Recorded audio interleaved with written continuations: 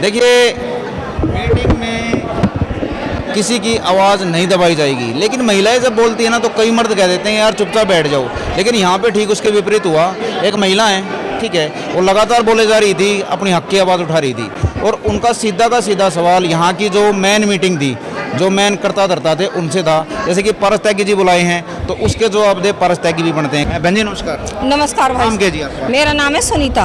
अच्छा, सुनीता आड़ेत है, बाजितपुर। हाँ, मेरे ये पारस त्यागी जी खड़े हैं भाई, ठीक है, भाई मेरा दिखा सवाल दी। ये है, हाँ, सवाल। मैं आपसे सवाल पूछना चाहती हूँ, जब ये एक नगर बसा दिया और इसको बाईसपुर नाम दे दिया, तो इसकी जितने भी इसके अंदर संतान है तो वो तो इस बाईसपुर की हुई ना, ठीक है ना। और चाहे इसमें कोई प्रधान है, चाहे कोई इसमें छोटा है, चाहे इसमें कोई बड़ा। अब चौधरी लोगों ने क्या करा, अब कुछ समय आज से 40 साल पहले, 50 साल पहले क्या करा, अब जो छोटी कौम थी उन छोटी कौम को क्या करा, अब चौधरी लोगों ने उनको टुच्च मत जाना।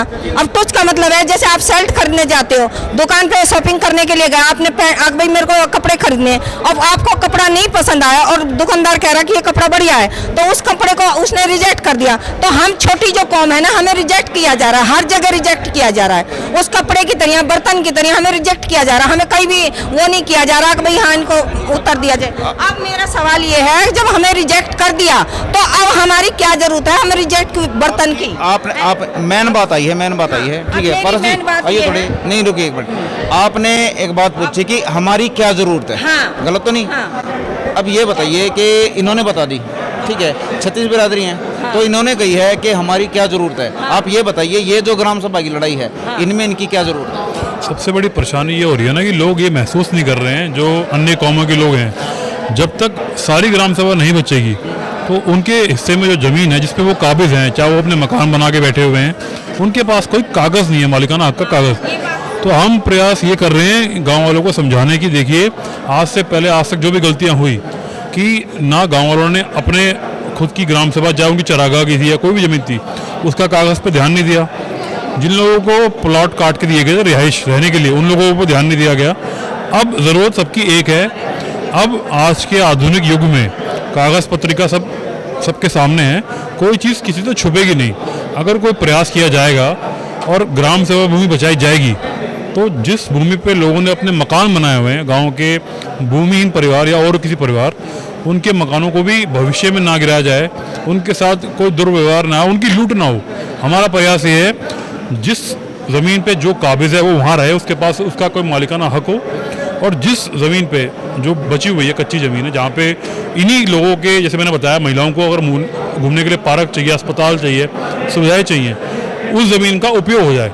ज़मीन खाली ना छोड़े, खाली दिमाग शैतान का घर होता है, खाली ज़मीन भी इसी प्रकार लूटी जाएगी। अच्छा पारस जी ये बताइए, जो ये ग्राम सभा की ज़मीन है, ग्राम सभा की ज़मीन का फ़ायदा और नुकसान क्या दोनों 36 बिरादरियों को है? दोनों 36 बिरादरियों को है ना, क्योंकि रहना तो उन लोगों ने एक ही गांव में ही, अपने गांव में रहना। अगर नुकसान होगा तो भी?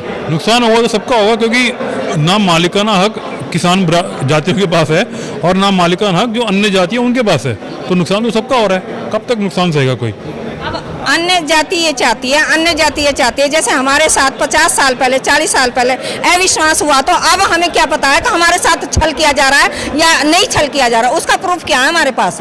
पहले प्रूफ नहीं था, आज भी प्रूफ नहीं है, तो उसका प्रूफ क्या है? अब ये जो मेरी मानना है, अगर जब मैं इसे बाईसपुर की बेटी हूँ तो मेरा मानना है, अगर ये जितनी भी सरकार ने अपने अंडर में जमीन ली है वो सारी दीवारें गिराई जाएं, गवर्नमेंट की तरफ से गिराई जाए, और वो दीवारें हटाई जाएं, और हटा के वो जो हमारे जैसे गरीब लोग हैं उनमें वो जमीन बांट दी जाए। क्योंकि क्या है, ये नगर के जो आज बाईसपुर में जो संतान है वो संतान आगे की तरफ बढ़ रही है। एक बात बताइए, आपने मेरे को कही, ठीक है, बिल्कुल, आपने मेरे को कही कि भैया ये जो ग्राम सभा की जमीन है, हाँ, पहले ली जाए वापस, हाँ, जो सरकार ने कब्जा ली, हाँ, उसके बाद ही तो मिलेगी ना आपको। हाँ, अगर मान लो ये नहीं मिलेगी, हाँ, मिली नहीं, हाँ, हम ये लड़ाई लड़ी नहीं रहे, हाँ, जो पारस जी बुलाए हैं ये आ ही नहीं रहे यहाँ पे, हमारे जैसे भी नहीं साथ दे रहे, तो क्या आपको कुछ मिल जाएगा? नहीं मिलेगा, नहीं मिलेगा। तो ये तो कम से कम आप मान सकते हो कि ये जो लड़ाई है ये आपकी 36 बिरादरी की सबकी एक ही है।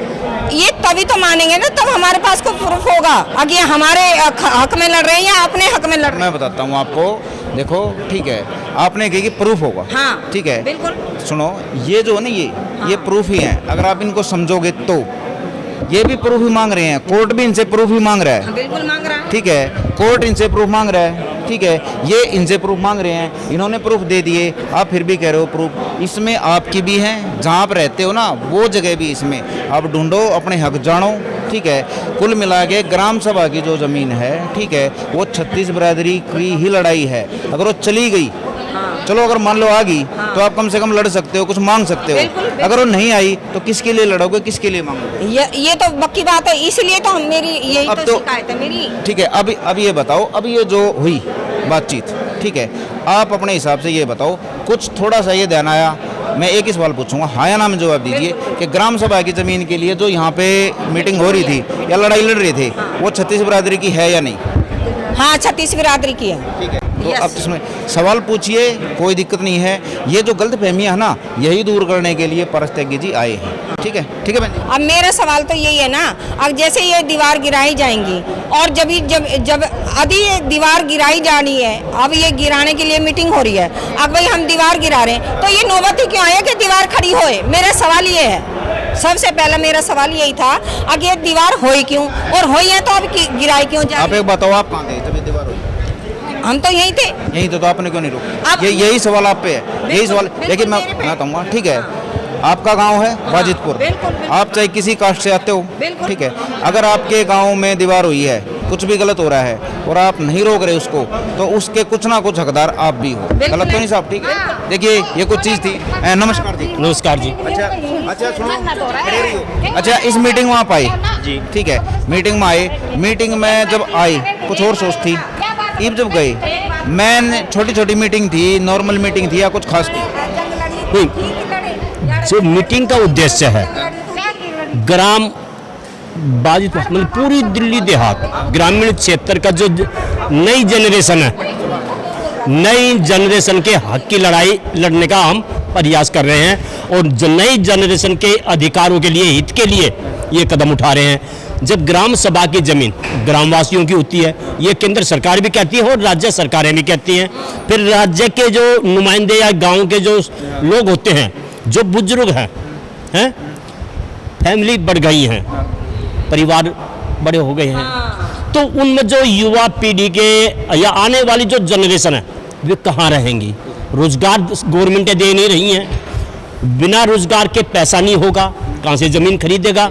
तो ये ग्राम सभा की जमीन पर सबका अधिकार होता है। इसी वजह से आस होती है कि ग्राम सभा, राजेंद्र सिंह कदम। अच्छा राजेंद्र जी, हाँ ये बताइए, ये जो यहाँ पे, ठीक है, लड़ाई लड़ी जा रही है, ये मेरे ख्याल से आपकी समझ में अच्छी तरह आ गई। ये बता दीजिए मेरे को सिर्फ एक सवाल का जवाब, ठीक है, क्या इस लड़ाई से 36 बिरादरी को फायदा है? हाँ बिल्कुल, पूरे गांव के एक जन बच्चा को